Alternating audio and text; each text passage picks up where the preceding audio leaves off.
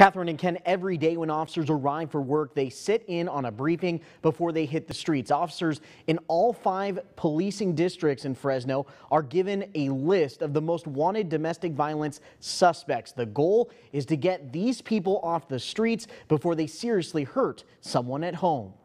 In 2017, 22-year-old Brianna Bradford never showed up to her first day of work at this Fresno IHOP. She was reported missing. We don't know what happened, and I just immediately felt unease.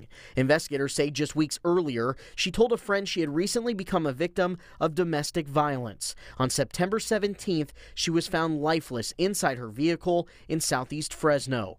Her ex-boyfriend, James Gonzalez Gay, who is now in prison, is the suspected killer. Investigators say Bradford was one of 6 women killed in Fresno domestic violence crimes last year. Domestic violence is occurring in all of our community.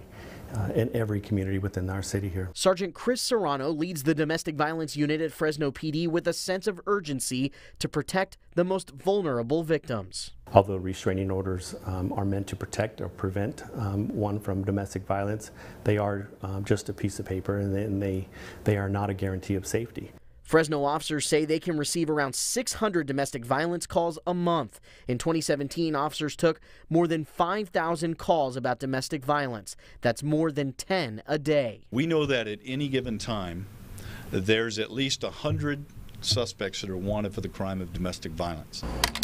In response, an updated list of the most wanted domestic violence suspects in Fresno is provided to officers daily. That list goes out to each and every patrol car in the city. The result? More arrests. Domestic violence arrests have doubled compared to this time last year. And overall, domestic violence cases are down 20% in 2018.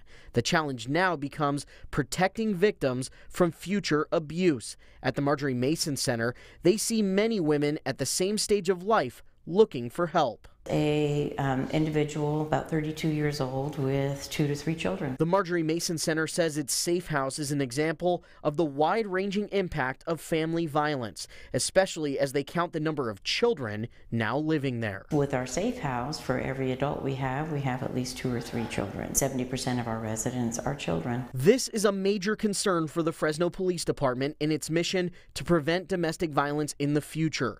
Officers fear children exposed to these situations could be influenced later on. Abuse and emotional abuse, whether it's emotional, physical, those are learned behaviors, and sometimes those can carry over into adulthood. So those are things that we would like to prevent. Through a partnership with organizations like the Marjorie Mason Center, the Fresno Police Department is helping to provide resources to victims and their children. Investigators say the best thing we can do in the fight against domestic violence is to report it right away. Whether it's your neighbor, whether it's a relative, a friend from school, a parent from school, it's important that the message is sent to them that domestic violence is not accepted. And as officers work to lock up the most wanted offenders, they hope victims will seek the resources to get help.